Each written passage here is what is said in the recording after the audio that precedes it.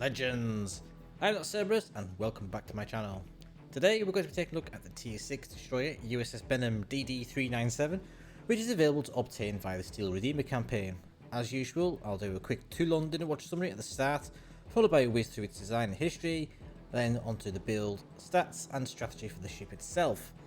If you want to skip ahead to any of these segments, I have left timestamps in the description below, so do check them out.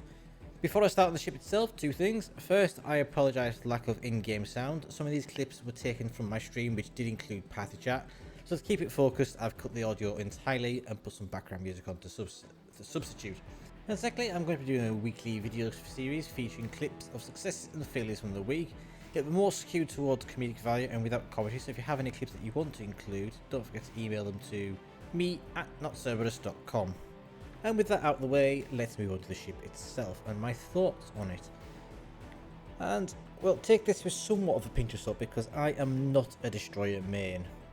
And to be fair, I've had nothing but shit games in this ship, so while I'll say what I think, your mileage with the ship may vary. Benham is very much an oddball ship. Like Monaghan at tier 5, she fills the role of a torpedo boat for the United States. And while she is a lot of fun to play, I mean, let's face it, dumping 16 weaklets into the sea and floating in the cap circle never gets hold, she's deeply flawed to the point where I don't actually think she's a good ship. She's somewhat of a massive swing and miss from wargaming and a huge waste of potential. Firstly, she is a torpedo boat for a nation that doesn't have any specialised torpedo captains, and while you do have a lot of torpedoes, that 7.5 kilometer range which you cannot extend means that she has the worst range on her torpedoes save for Minsk, Kidd and Vauquelin at the tier. And in terms of speed, well, it doesn't get much better. They have a 56 knot base speed, which you can increase up to 60, but Secondly, again, it comes down to the commanders. The ship doesn't get access to fragile threat, which means your best concealment, going for a full concealment build, is 5.1 kilometers, and that's using Look at Me Now with Bay and Swirsky as inspirations. And if you don't have Swirsky, then you're looking at about 5.3. So she's not particularly stealthy either. Further adding to her list of issues is that whilst you do have a lot of torpedoes and the reload time isn't too bad at 85 seconds, the torpedoes themselves actually have the worst damage of any torpedo fitted to a destroyer save for Smith, Dursky, Izislav, Fusilier and the stock Wicks. Let's not mention the fact that you have one less gun than the Benson and Kidd stalemates, and you also have a slightly slower rate of fire and worse turret traverse and a worse rudder shift as well. So in summary, she's a bit of a one-trick pony and a meme. She is fun to play, don't get me wrong. As I said before, there's nothing quite as amusing as dumping 16 torpedoes in a relatively short space of time directly into a path of a battleship as it approaches. But it's more coming to the fear factor. The torpedoes just aren't very strong, and unfortunately I feel she's basically a glorified Clemson 3 tiers higher. As a purebred torpedo boat, she fails because Akatsuki, the Japanese T6 destroyer, has a better reload on her torpedoes, much stronger damage, and can fire her 9 torpedoes down the centre line without having to reposition. In terms of being a gunboat, well, Benson is a better gunboat, so is Kidd, and pretty much any of the British or German ships, or even the Russians. So she doesn't even make it as a good all-rounder. She's kind of got the worst of both worlds. So yeah, she's not a very good ship, but she is fun, albeit not very competitive. Moving on to the ship's history, and we'll try and get through this as quickly as we can. Named after Rear Admiral Andrew Ellicott Kennedy Benham, USS Benham DD397 was laid down on the 1st of September 1936, launched on April 16th, 1938, and commissioned into the fleet on February 2nd the following year. The lead ship of her class, and the second to bear her name, she, along with her 9 sisters, Ellet, Lant, Mayrand, Tripp, Rind, Rowan, Stack, Sterrett and Wilson, would see fairly extensive service during World War II, with all except Benham and Rowan surviving. Armed with 4 single 127mm guns and the heaviest torpedo armour of any US destroyer, comprising of 4 quadruple 533mm torpedoes, with 2 launchers per side, the US Navy decided that they were lacking in torpedo armament on other classes of ships and decided to compensate by putting them all on these destroyers instead.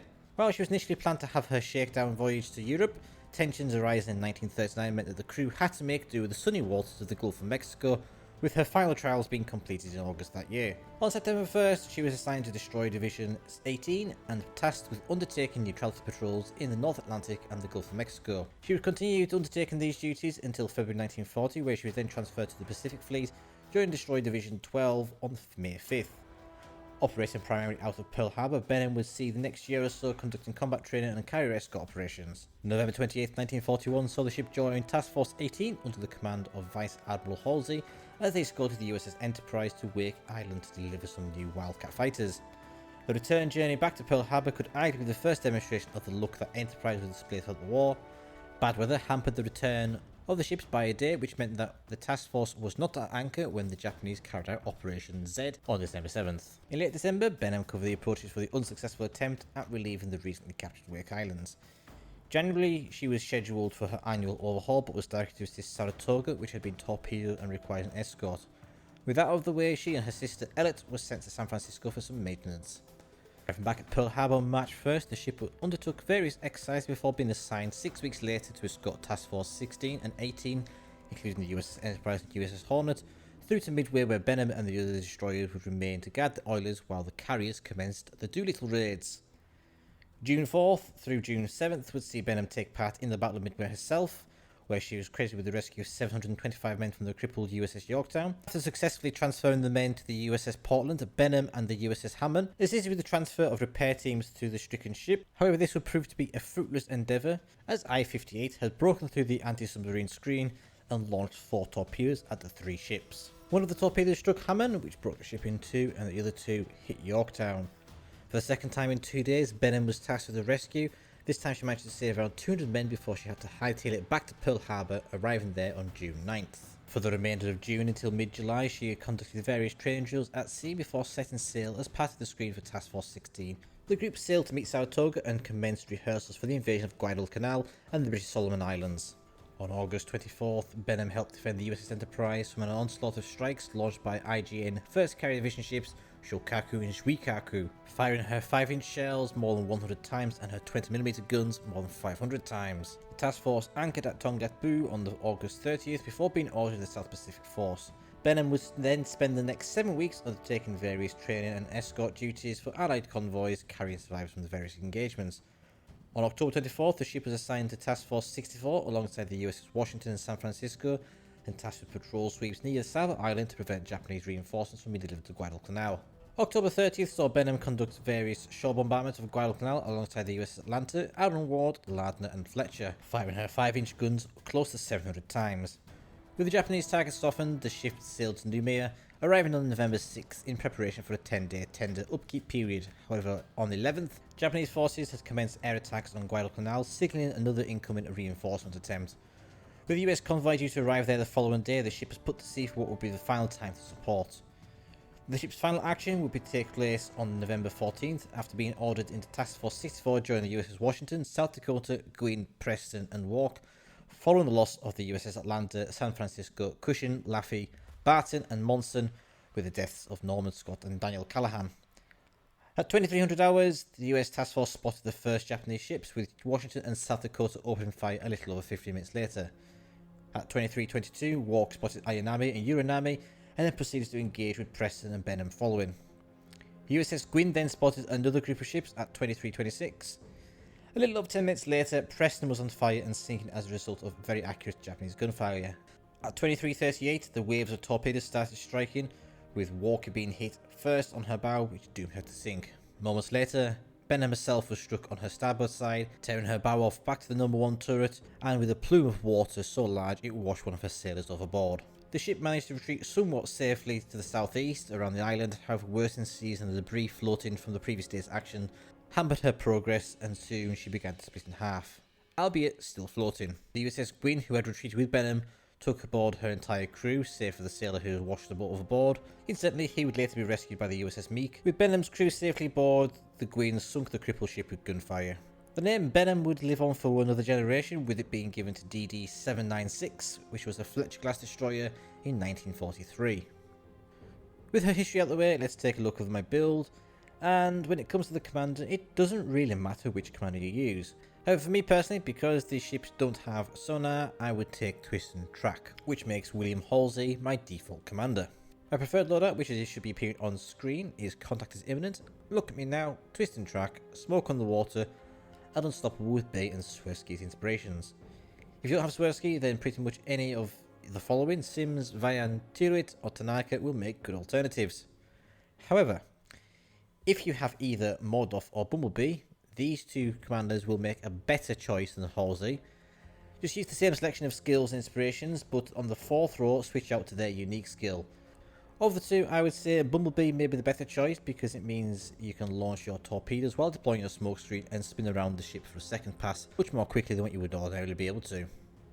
For the modifications, as shown on the screen, I am using Aim Systems Mod 1, Steering Gears Mod 2 and Concealment Mod 1.